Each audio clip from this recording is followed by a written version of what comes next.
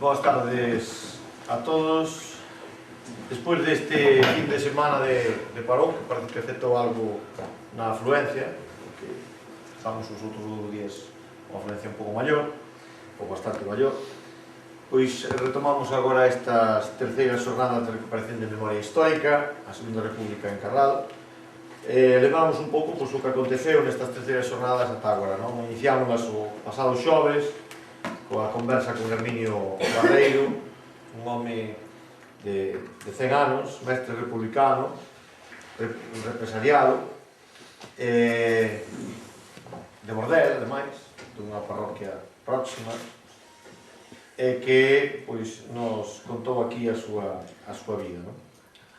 Logo, despois, o venres tivemos a oportunidade de escoitar o relatorio de Luís Lamela sobre os novos mártires de Carral, e así coñecimos pois, cousas tan interesantes como quen foi o último alcalde republicano de Carral, incluso sabemos agora pois, de quen é a familia e todo.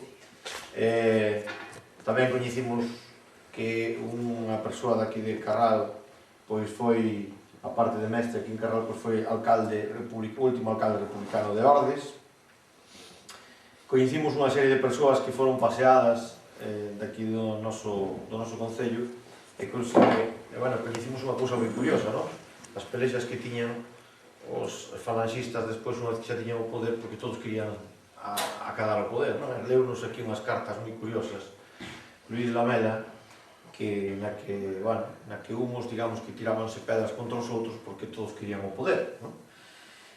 Estuvo moi interesante, quero dicirvos a todos que o que fai Cultura Aberta, que somos que organizamos estas charlas, estas xornadas, en colaboración coa Xunta de Galicia, en colaboración co Ministerio da Presidencia, que son quen as patrocina,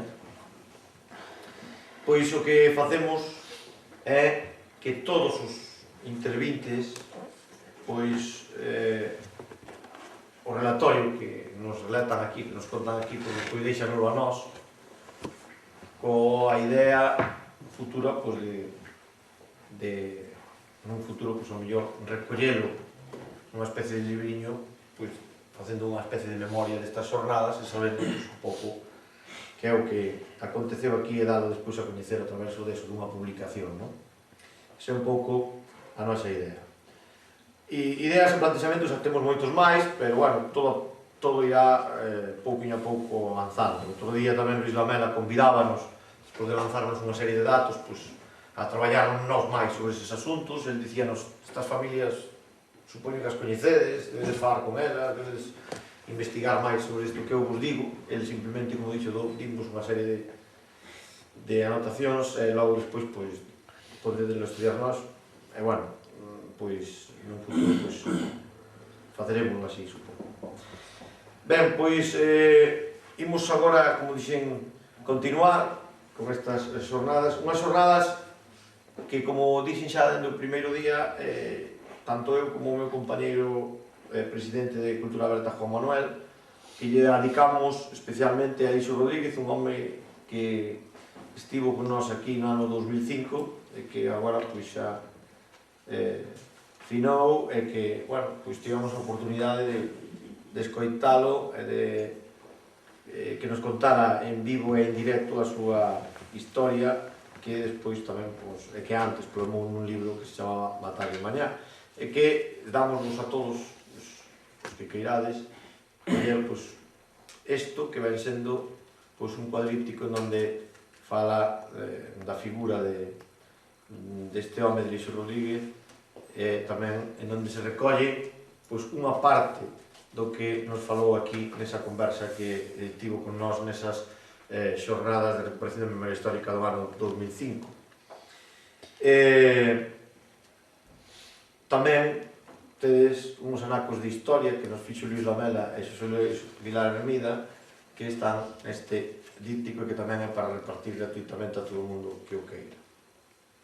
Digo, por os que estades aquí, algúns xa repetistes días, pero que podedes escoller non un solo, senón podedes escoller algúns máis, non tampouco a caixa, pero, bueno, algúns máis, para que se queredes espallalos por aí, pois podelo facer. Ben, como dixen, neste luns 29 de outubro imos falar sobre outro tema, non?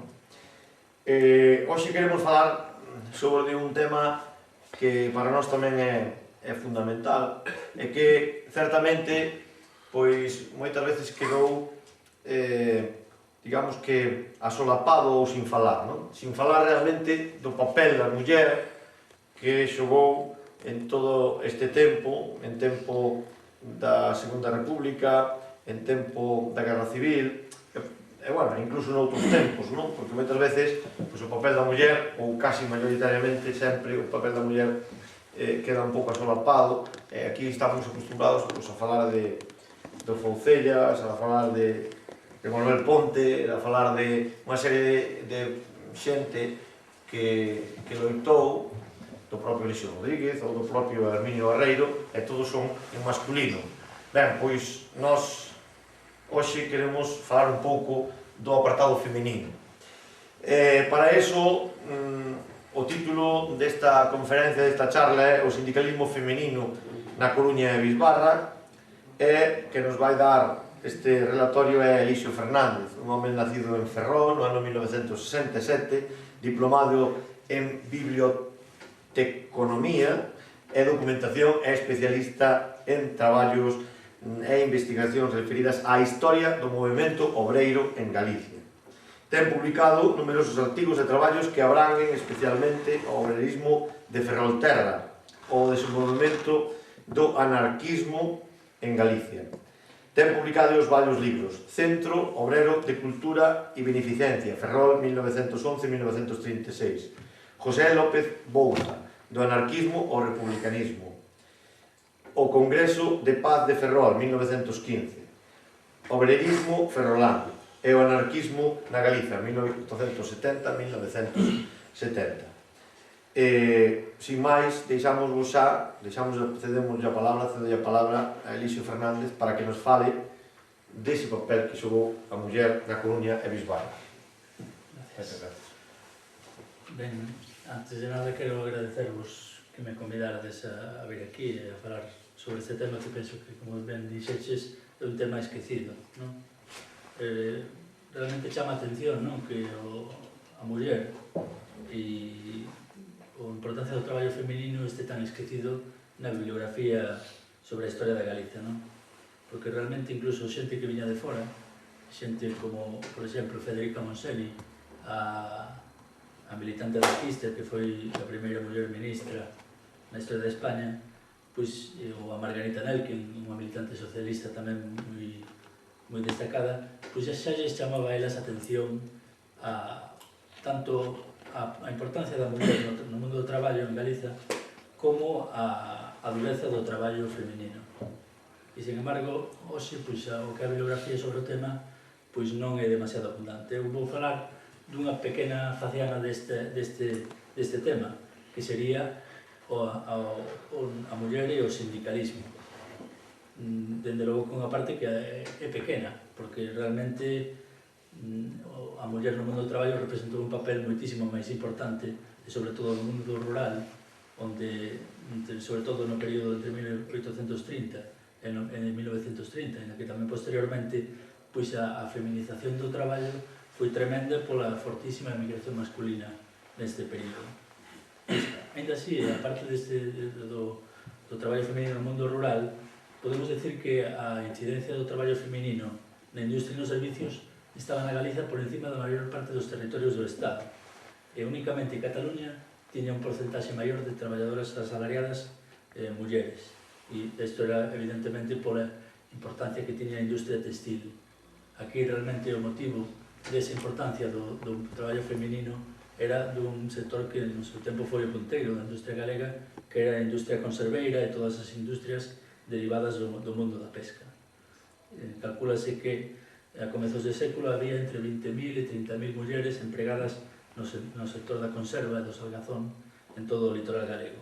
Ademais, había tamén outros sectores que eran importantes, como o textil, tamén o tabaco ou o servizo doméstico, e algo menos a alimentación, o transporte e as labores auxiliares da pesca en terra. A Coruña era, ademais, dentro da Galiza, tamén o lugar, seguramente, onde o traballo feminino tiña unha maior importancia. Podemos decir que había sobre unhas 9.000 traballadoras asalariadas na cidade da Coruña, o que significaba máis ou menos un terzo da poboación activa da cidade. Unha de cada 3 persoas que traballaba era unha muller. E este porcentaxe xa chega incluso a nivel que temos para a media para Cataluña. O sea, iso quere decir que, digamos, nese sentido, o traballo feminino na cidade da Coruña era importantísimo. En canto, digamos, a súa distribución, podemos decir que a metade delas traballaban no sector da industria, especialmente importante foi na Coruña a fábrica de tabacos, mas tamén había outras fábricas que agrupaban a bastantes mulleres, como era a fábrica de cerillas, a fábrica de tecidos da primeira coruñesa, a fábrica de calzados Senra, que tiña tanto empregados homes como mulleres, a litografía artística e diversas pequenas fábricas na Coruña e na súa bisbarra. Ademais, había outras 4.500 mulleres empregadas nos servicios. E non todas elas eran da Coruña, senón que moitas chegaban dos concellos limítrofes e se desplazaban diariamente á cidade a desenvolver a súa actividade. O traballo feminino tiña, ademais, características diferentes ao traballo masculino. Había unha discontinuidade, e sobre todo nos sectores vencellados á pesca, pois cando había pesca, os factores climáticos ou outros, a inexistencia de pesca, pois facían que non houbera capturas, pois tamén as mulleres do sector quedaban no paro. Ademais, había unha segregación da muller a ocupacións menos cualificadas. En case todos os sectores, os traballos que realizaban eran os de menor cualificación. Había tamén, predominaba o traballo por peza, o chamado destajo, no que se pagaba por o traballo feito. Ademais, incluso, na maior parte das empresas, as mulleres, facendo o mesmo traballo que os homes, cobraban menos do que eles. Unha situación que ainda hoxe lemos diariamente no periódico que sigue sendo así. En termos actuais, falando un pouco como se falaría hoxe, podemos decir que a nivel de precariedade do traballo feminino era unha precariedade tremenda e moi elevada. Ademais, esta situación, claro, ainda viña un pouco agravada por outras cuestións.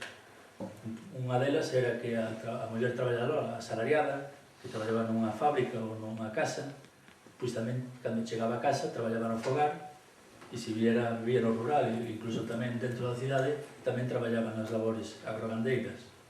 E outra problemática era tamén o tema do embarazo, o nacemento de fillos, que obrigaba as mulleres a deixar o traballo asalariado, a abandonar as fábricas, e únicamente podían mellor retornar a traballar cando xa os fillos eran maiores de idade, cando tiñan axuda na casa, e cando chegaban outra vez, pois tiñan, como quen di, que esperar un pouco a que comenzar de cero, non? Perderan, digamos, todo o que tiñan ganado avanzado dentro das empresas ou das industrias nas que traballaban. Este un pouco era o panorama no que se podía mover a muller dentro do mundo do traballo. Estas circunstancias e algunhas outras dificultaban a integración da muller no mundo do obreirismo. E unhas circunstancias que foron especialmente graves para isto, que impediron que as mulleres se organizaran sindicalmente, foron, por exemplo, o illamento con respecto a outras traballadoras de boa parte das mulleres que traballaban. Había moitas mulleres que traballaban ou ben na súa propia casa, ou ben traballaban en casas particulares, no servicio, ou eran, por exemplo, modistas, costureiras ou palilleiras, e estas mulleres, ao non compartir, digamos, espazo físico con outras mulleres que traballaban no mesmo sector, pois pedía que houbera comunicación e que esa comunicación un pouco revertira na organización de sindicatos ou un pouco na loita contra as problemáticas que les afectaran. Ademais, incluso en empresas onde había moitas mulleres e estaban agrupadas, tamén había unha segmentación. Había diferentes clases de traballadoras, había tamén diferentes tipos de contratos, eventuais, discontinuos, fixas, temporais, e había os que cobraban a destaxo, outros que cobraban salario, e todo eso facía que, habendo diferentes problemáticas, non existira tampouco unha unión entre as mulleres traballadoras. Outro factor era, ademais, a influencia da Igrexa, que nos primeiros tempos, sobre todo nos finales do século XIX, no comezo do XX, pois aí tiña ainda unha forte influencia sobre as mulleres e un pouco digamos, lles influía a hora de non asociarse. En caso de asociarse, a facelo nos chamados sindicatos católicos, que non estaban, digamos, organizados para a confrontación, sino máis ben cara, digamos, ao pacto ou contemporizadores, digamos, con certos abusos patronais. E, por último, o baixo nivel cultural das mulleres, por unha deficiente educación, pois tamén redundaba en que elas mellor non se decataran, non foran conscientes de toda a explotación que estaban padecendo ou da necesidade de organizarse para tomar medidas contra elo e mellorar a súa condición de vida.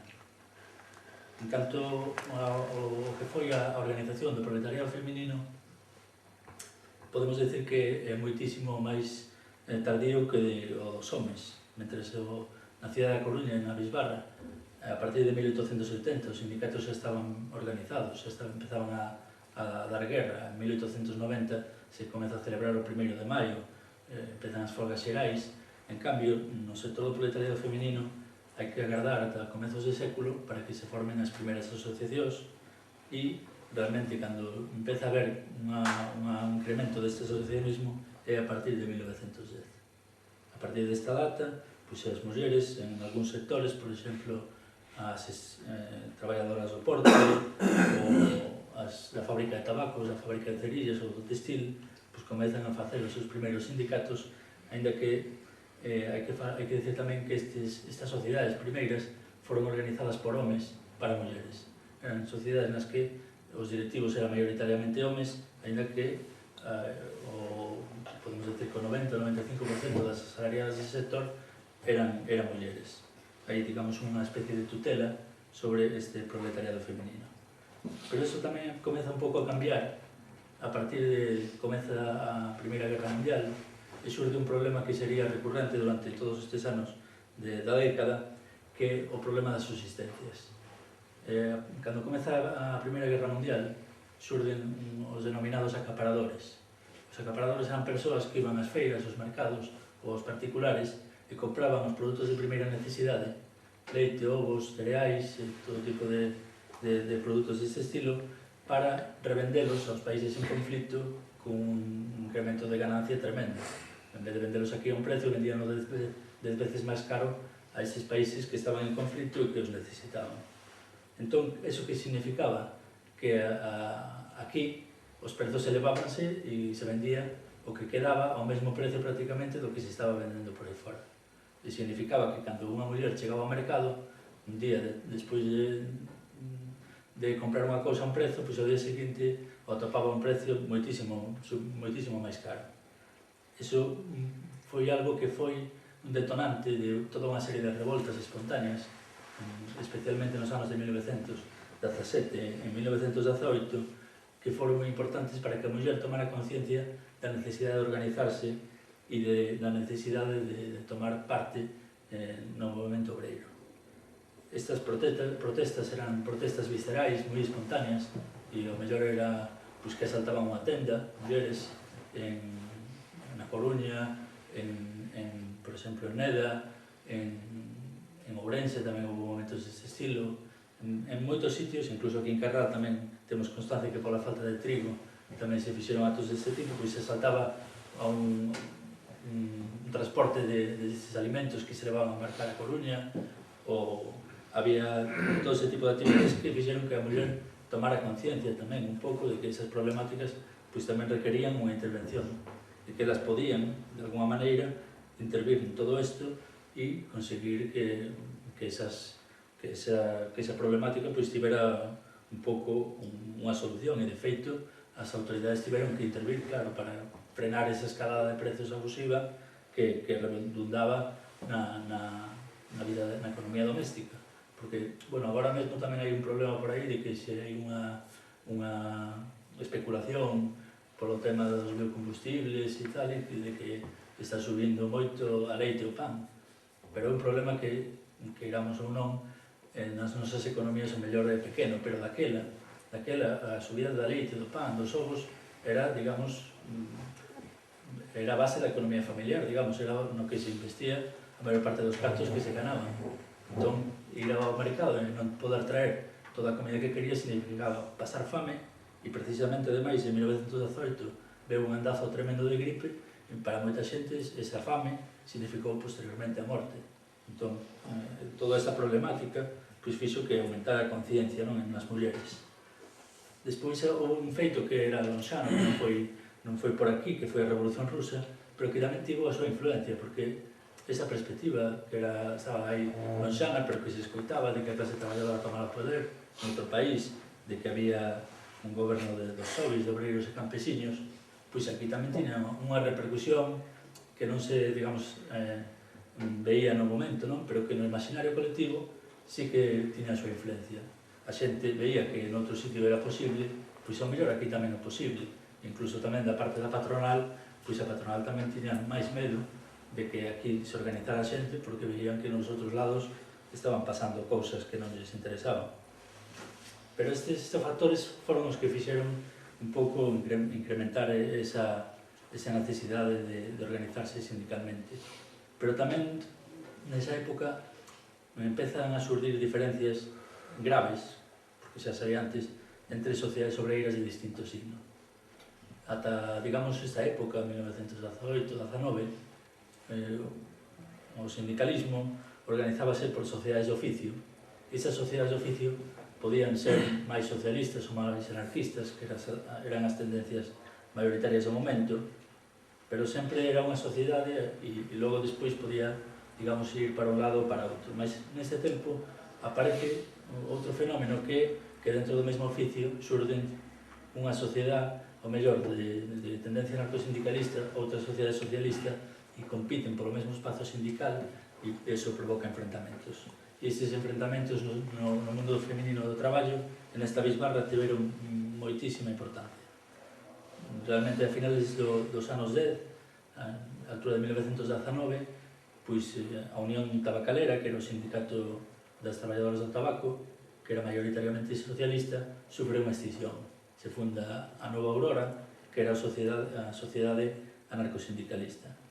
E isto provoca un conflito tremendo, un conflito que empeza pouco a pouco, peleas dentro da fábrica de tabaco, liortas á salida do traballo, boicot das traballadoras da Unión Tabacalera ás traballadoras da Nova Aurora, boicot dos traballadores da Federación Local Obrera da CNT con respecto ás traballadoras da Unión Tabacalera, que eran as socialistas, e, finalmente, a finais de 1919, hai unha auténtica batalla campal dentro da propia fábrica de tabacos que fai que a empresa tivera que pechar a fábrica durante 4 meses.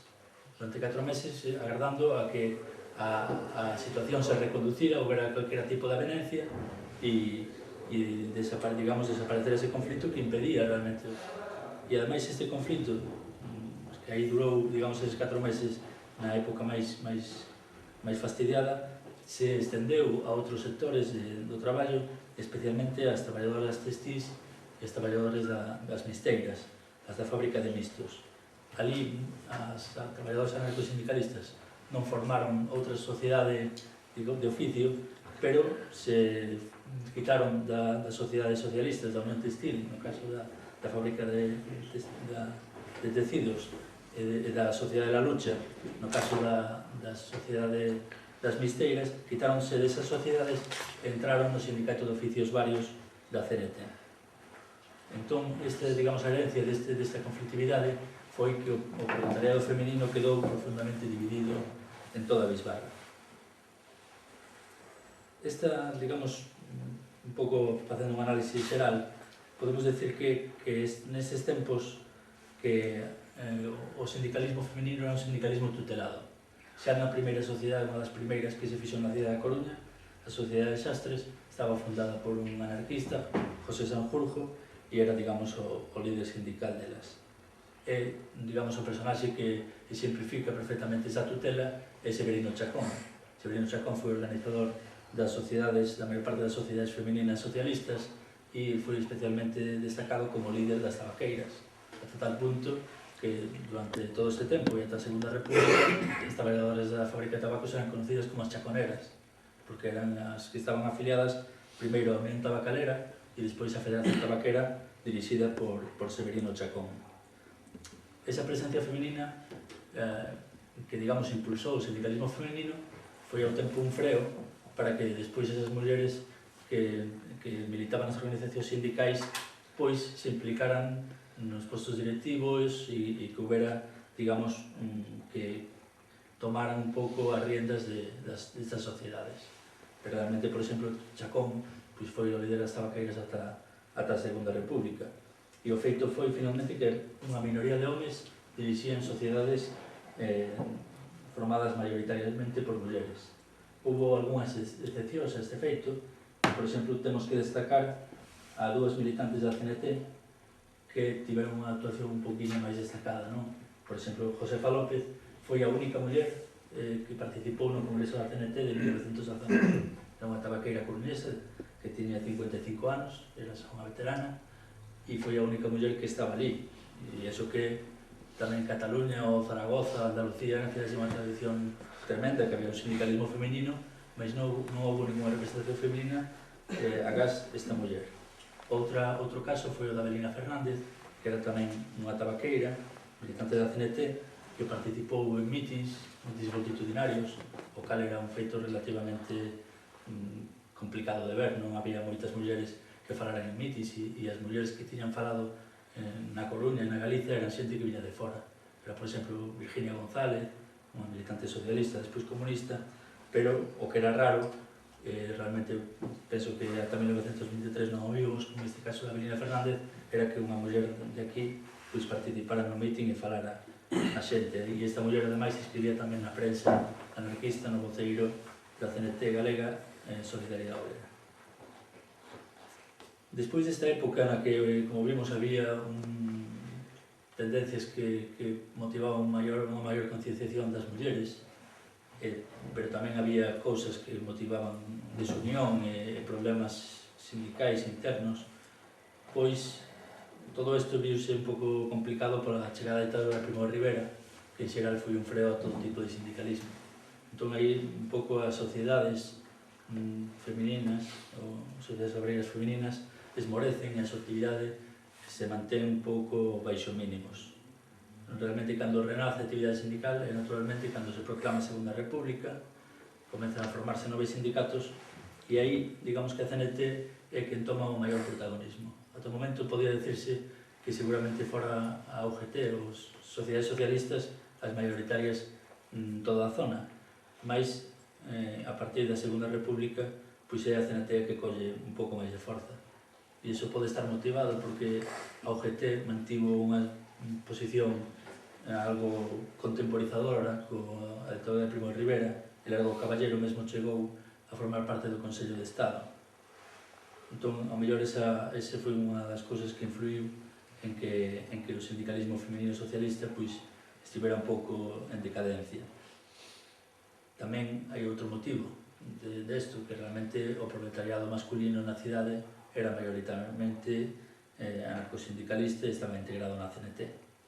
Nesta época xurden novos sindicatos, xurden os sindicatos de empacadoras ou de conserveiras, e algunhas sociedades digamos, se inclinan máis polo lado da CNT, como é o novo sindicato da industria textil ou o sindicato de obreiros e obreras cerilleras, a Unión Cerillera. Pola súa parte, o centro máis importante do traballo feminino, no cal había casi 2000 traballadoras, que era a fábrica de tabacos, pois ali mantense a influencia, digamos, fora da CNT, pero a Federación Tabaquera era un sindicato de tipo autónomo, que non estaba integrado na UGT. A afiliación femenina era nesta época moi superior na Coruña que no resto das cidades e vilas de Galiza. Mentres a afiliación femenina era dun 20% na Coruña, a media do resto da Galiza era dun 8%. E en xeral, a porcentaxe de mulleres afiliadas a sindicatos era un porcentaxe que era inferior ao do proletariado masculino, era un porcentaxe do 45%, mas era un porcentaxe bastante importante se o comparamos con outras zonas. E este incremento, digamos, de afiliación tamén motivou un incremento da conflictividade. E a conflictividade na Coruña foi, de lonxe, moitísimo maior que no resto das cidades ou de Galiza. De feito que un pouco na estadística que temos feito sobre este tema, podemos decir que de cada 2 conflitos sindicais protagonizados por mulleres que había na Galiza, un era na cidade e unha na Bisbarra da Coruña. E isto era así, ainda tendo en conta que na fábrica de tabacos da Coruña, na Segunda República, non houve apenas conflictividade. Isto era así porque, ser unha empresa estatal, había, en certa medida, mellores condicións de traballo nesta fábrica e, ademais, había unha estabilidade laboral que mesmo non tiña continuidade temporal, porque a veces ingresaban as fillas, as netas das operarias máis maiores. Entón, isto fixo que na fábrica de tabacos non houbera apenas conflictividade. A conflictividade realmente un pouco onde estivo foi nas traballadoras do textil, porque na Segunda República a fábrica de tecidos da primeira coruñesa pois pasa unha época bastante mala e iso repercute, claro, nas condicións de traballo, nos salarios, e iso motiva unha conflictividade, e tamén nas empacadoras de pescado, que mantiveron un conflito en 1935 que estaba motivado polo despido de 19 mulleres que eran integrantes deste sindicato. Estes conflitos, na súa maior parte, tiveron trazos defensivos. Non era por conquerir unhas melloras espectaculares, onde que tamén as había, pero a maior parte eran para evitar despidos e tamén para evitar o empeoramento das condicións de traballo, ou ben tamén, en moitas ocasións, en protesta por abusos de encargados ou de patróns que ás veces chegaban incluso aos malos tratos, vexacións ou abusos de tipo sexual. Ademais desa conflictividade laboral, algunhas mulleres tamén se inclinaron un pouco a digamos, a esas opcións insurreccionais que van surdindo nesa época e sobre todo no sector anarcosindicalista e participan en folgas xerais insurreccionais como foi a de maio de 1933. Daquela, na cidade da Coruña, foron detidas 100 persoas e delas 8 eran mulleres que participaran neste movimento. O conflito que é un pouco máis significativo no período da Segunda República foi un conflito motivado por algo que en teoría sería un avance, que era a implantación do seguro de maternidade. E, sen embargo, este seguro que foi digamos, impulsado polo ministro socialista Francisco Largo Caballero, pois se atopou coa resistencia de moitísimas mulleres e sobre todo das afiliadas aos sindicatos anarcosindicalistas. Isto era así porque ese seguro de maternidade o que consistía era que as mulleres cobrarían un diñeiro cando estaban de baixa por maternidade, pero isto que estaba moi ben realmente tiña unha faciana que deixaba moi descontentas as mulleres. Era que había unha parte da cota que tiña que pagar o empresario e outra parte que tiñan que cobrar as mulleres. E vendo os baixos salarios que tiñan elas, cando se descontaban esa cota, realmente os soldos eran aínda máis pequenos dos que xa eran, non? E aparte deso, pois tamén había outro problema, que cando as mulleres estaban de baixa ou non traballaban, seguíase descontando a cota, e cando comenzaban a traballar, descontábase todo de golpe. E iso significaba que o mellor estaban traballando un mes e realmente non chegaban a cobrar prácticamente nada, porque tiñan que pagar eses atrasos da cota do seguro de maternidade.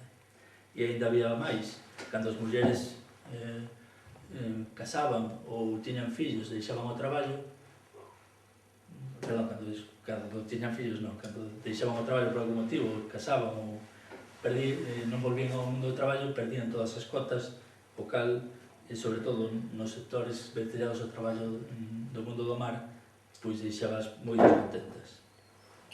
E a partir de dezembro de 1931 hai unhas protestas fortísimas na cidade da Coruña e se fan varios mítins ou asambleas femininas nas que un pouco se protesta por esa situación e un pouco as mulleres debaten o que facer con isto e se pronuncian realmente en contra do seguro da maternidade e non desexan pagalo.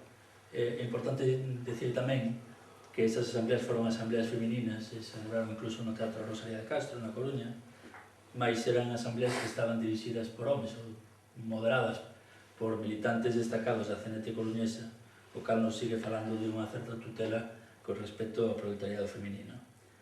A situación foi tal que, pouco a pouco, varios sindicatos femininos da cidade da Coruña empezan a poñerse en folga e finalmente producese unha folga xeral en toda a cidade que durou 72 horas, que foi a partir do 20 de xaneiro de 1932 e mesmo foi secundada noutras cidades de Galiza, sobre todo polos sindicatos anarcosindicalistas, mentres que os sindicatos socialistas, naturalmente, sendo o Largo Caballero que intentou esta medida, pois estaban de acordo con ela e non a secundaron. E este, digo, conflito que foi, a parte desa forza que leva a facer unha folga xeral a todo o proletariado da cidade, masculino e femenino, é significativo porque reflite unha problemática realmente de xénero, non é unha problemática que podía ser común a outros sectores, como os baixos salarios ou a accidentes laborais ou outro tipo, sino que este é un problema que afecta sobre todo e únicamente ás mulleres. Entón, a pesar desto, de que hai un incremento de actividade, de que hai movimentos como este, de que a participación da muller é moito maior, a muller ten unha integración incompleta no mundo do sindicalismo de clase. Digamos que nesa época o movimento obreiro segue sendo un movimento masculino. A maior parte dos militantes sindicais son homes e nos comicios sindicais, nos congresos chamados aquelas regionais, apenas participan mulleres. Os que participan son basicamente homes, ainda que, como vos decía, leven a representación de sindicatos femininos. Tanto na prensa como nos resultados ou nos textos dos congresos hai unha escasa preocupación ou reflexión sobre unha problemática feminina específica e siguen ainda permanecendo na prensa ou nas expresións públicas pois a permanencia de algúns tópicos machistas, pois o tema da feminidade, da muller como beleza ou da función da muller como nai, a maternidade, e todo eso sigue mantendo a muller un pouco nun plano secundario, non? Hai unha belixerancia moi pequena con respecto á segregación das mulleres no mundo do traballo, feito de que ocupan postos de menor cualificación. Hai moi pouco interés en reivindicacións propias do sexo feminino. E o que máis grave é tamén que, en certa medida, a veces se chega a expresar, digamos, o rexeitamento a que a muller traballe. Incluso na Segunda República ainda había esa visión de que a muller, que sí, que podía traballar, pero que estaba mellor na casa, de que incluso se baixaban os salarios dos homens porque as mulleres cobraban menos en algúns sectores, e de feito, pois, en un sector dominado polo anarcosindicalismo, como o dos descargadores, pois chega realmente a desaparecer o traballo feminino e queda copado por traballadores homes. Entón, hai un pouco, permanece todavía unha visión machista e patriarcal propia un pouco de tempos anteriores, pero tamén hai avances, non? Nunca antes deste período pois houve unha participación da muller tan importante na conflictividade laboral e social. Houve esas asambleas das que vos falei, de mulleres, e houve tamén mítins específicos para mulleres ou conferencias que realmente foron importantes. Por exemplo, Federica Monseni estuvo en 1935 na cidade de Coruña e ali foron organizadas 2 conferencias únicamente para mulleres. E decía Federica Monseni: las mujeres, sobre todo, ocupaban el local mucho antes de la hora, infatigables, con un anhelo de escuchar, con un frenesí por saber, por mí aún nunca vistos. Ela falaba un pouco deso, de que había unha curiosidade, de que as mulleres estaban preocupadas, de que, claro, ese momento que hai na Segunda República de participación, de que todo o mundo, digamos, pode ter máis capacidade de decisión sobre a súa propia vida, que era un pouco, ao final, o que pretendían todos estes movimentos sociais, o movimento obreiro, o agrarismo.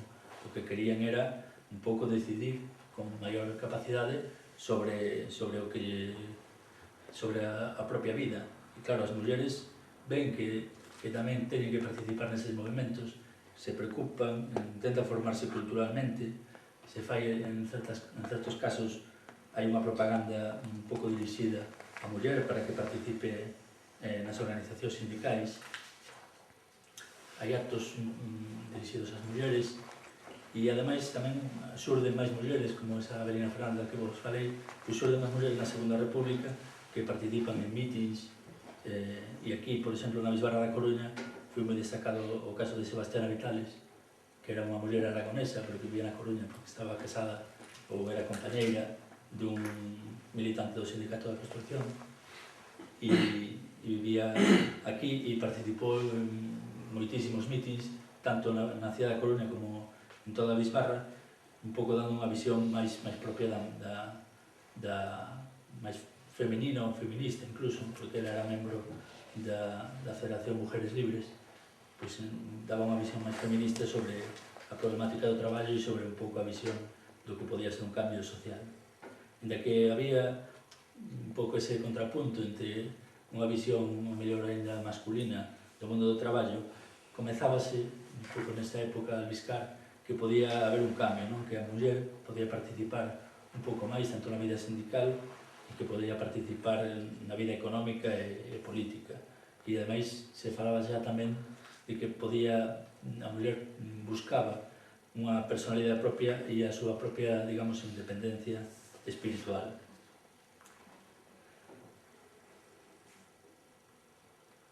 Ainda que, bueno, ainda perviviu ese paternalismo, hubo un esforzo que é indudable para chegar a muller ao mundo do traballo. O balance final é positivo, porque realmente sí que houve unha mellora das condicións de traballo, se evitaron certos abusos, pero que dá ese regusto de que podía haber ido ainda un pouco máis adiante, como realmente estaba indo noutras zonas do Estado e do mundo. Malia os atrancos sinalados, comezaba a verse unha nova perspectiva do papel da muller na sociedade. E todo isto quedou rachado coa golpe militar e coa dictadura, e todas aquelas mulleres que un pouco se destacaran nesas actividades sindicais, pois sofriron un grado máis de represión do que xa padecían na maior parte das mulleres, porque as mulleres nos primeiros tempos do franquismo, sobre todo, pero tamén despois, pois digamos que padecían unha represión moi forte, que era unha represión xorda, pero porque non tiñan na maior parte dos casos resultado de morte. O número de mulleres mortas pola represión en Galiza foi pequeno en comparación co dos homes, pero, sin embargo, a represión que padeceron foi maior noutros sentidos, porque a ausencia de homes, por exemplo, nas casas fixo que a economía doméstica, toda a economía realmente estivera en mans das mulleres, que tiveran que manter a familia que estaba na casa, que tiñan en moitos casos que apoiar a represaliados, a persoas que estaban na cárcere, que tiñan que apoiar a persoas que estaban perseguidas, que as mulleres, cando había unha persoa da súa familia que estaba na cárcere ou que estaba perseguida, agachada, pois eran o blanco no que a Garda Civil iba, porque sabían que era a referencia pola que podían atopar esa persoa que estaban buscando. E esta represión estaba ainda máis agravada no caso daquelas mulleres que tiveran certo protagonismo, que tamén pasaron polo cárcere, que pasaron polas súas penurias nese sentido. Tamén houve varias mulleres que foron asesinadas na Coruña, dúas militantes dos sindicatos de empacadoras, seguramente polo seu protagonismo nese conflito das empacadoras, foron asesinadas. Unha delas foi María Bello Paz e outra Teresa Varela Calviño, unha muller de 74 anos. E outras dúas mulleres vencelladas as redes clandestinas anarquistas, Alicia Dorado e María Otero, tamén foron asasinadas nos enfrentamentos que hubo no barrio das Atochas en xullo de 1937. E en que non teño moitos datos, sei que hubo unha muller de Carral, veciña de Quembre, María Sánchez Gestal, que tamén foi asasinada con 24 anos en decembro de 1936. Ao final, o camiño da emancipación da muller só puido retomarse en sentido amplo moitos anos despois. Ainda así, un pouco segue adiante todo ese camiño, porque penso que ainda quedan cosas por fazer. Nada máis.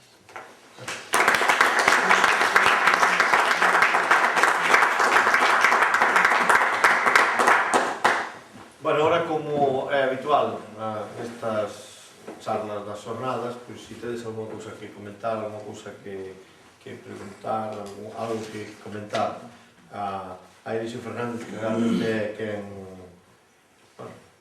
quen é o estudioso destes asuntos, pois tedes a palabra. Si falaches dunha fábrica textil, aí en Vila Santar, empresas había unha. Tamén hai certos indicios de que había unha célula anarquista aí en Vila Santar, con os detencións e os procesos que se seguen no 34, me parece, na torre xa dices. Pois a verdade que un pouco sei.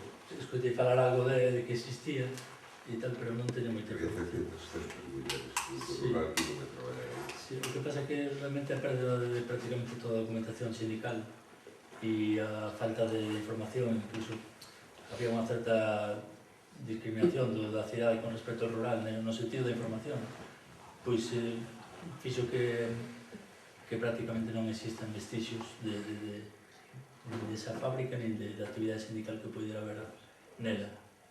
Por lo tanto, a verdade que non teño moita información. Alguna outra cuestión? Unha reflexión, é un pouco escalofriante, non? Cos datos todos que deche, de menos salario, doble traballo, o embarazo, todo isto, despois no 35 me parece que era xa defender os dereitos para que non nos quiten, incluso as agresións de diversa índole. É un pouco escalofriante, digo, a similitude que ten cos tempos de hoxe. Estás dicindo que non aprendimos nada. Non sei. Sí, é verdade. O que pasa é que, bueno... Home, hoxe seguimos as Tampouco mulleres con medio salario, con Sí. doble traballo, cos problemas propios da biología da muller. Evidentemente somos as que damos preñadas e as que parimos. E eso sabes que dificulta na empresa todo. E incluso, por eso, hoxe mobilizarte para que non che quiten os dereitos que che van quedando. Sí, incluso o sindicalismo tampouco está moi desenvolvido e tampouco mellor ten esa preocupación, porque supoño que eso, que ainda hai un traballo que por facer. Como todo depende de nós, se non nos organizamos nós. Pero igual aí entón, non só no apartado femenino, sino en todo o sindicalismo. Tamén. Sí, Posiblemente.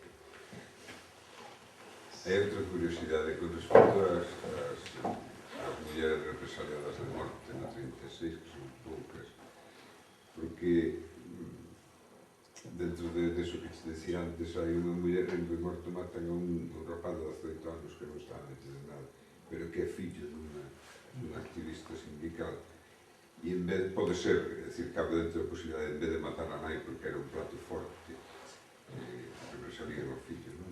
Sí, é posible, porque realmente os casos, por exemplo, de fusilamento de mulleres, estas todas as que citei, non foron xulgadas e condenadas, sino que foron asesinadas ben nos primeiros días en enfrentamentos, ben despois en accións represivas ou en enfrentamentos como ese das Atochas. E é moi curioso o caso de Sebastiana Vitales, unha muller que participou en mítins, que era dirixente, que tal, e, sin embargo, pasou moi pouco tempo na cárcel. En cambio, o seu marido, o seu compañeiro, perdón, que era un militante do sector da construcción, pero que tampouco era ni moito menos tan coñecido como ela, sí que foi asesinado.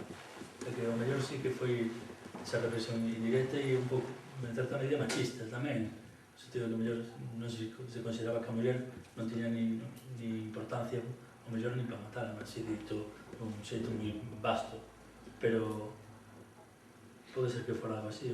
Tamén algunhas veces me fixen esa reflexión porque é moi chamativo que moi poucas mulleres foron asesinadas, sobre todo con condena. Penso que o caso de Amadita, de García en Guardos, e pouco máis. Hai máis, pero agora mesmo non se me ocorren moitas máis.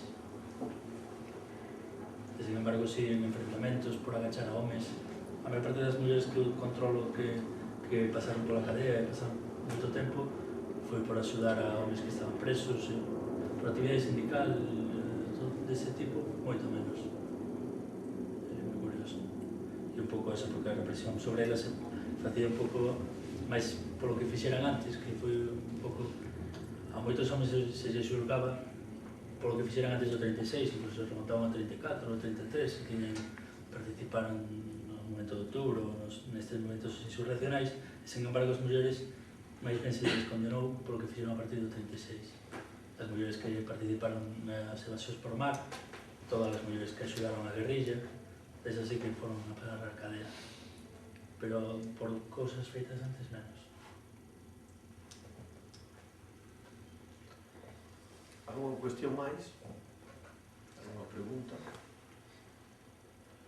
Bueno, pois daquela damos por rematada esta charla nestas terceiras jornadas de recuperación de memoria histórica e damoslle as gracias a Eliseo Fernández por estar aquí, por vir dende Ferrol, dende a súa terra ata aquí, e, pois, bueno, a darnos este relatorio ao respecto dese sindicalismo femenino na Coruña e na Bisbarra, que, bueno, non sei a vos, pero a min, pois, serviu-me moito. Bueno, xa coñezo máis datos dos que coñecía antes de iniciar esta charla. Moitas gracias a vos. Bueno, convidamos a que mañán damoslle o remate final a estas jornadas coa charla Francisco Javier Albajar, republicano, exiliado e masón, como sabedes todos, ex-alcalde de Carral, foi alcalde de Carral en tempo de democracia, pois xa o aumentado en edade, pero foi alcalde de Carral, e mañán imos falar sobre el, facerá o Carlos Pereira Martínez, pois que, segundo nós temos entendido, pois é un dos maiores estudiosos da figura de Francisco Javier Albajar e do seu pai César, que hai, parece ser que en Galicia. Mañán, pois, para todos aqueles que queirades, volvemos a ver aquí, nesta mesma biblioteca, á mesma hora, ás 8:30. Moitas gracias a todos por vir, e ata mañán.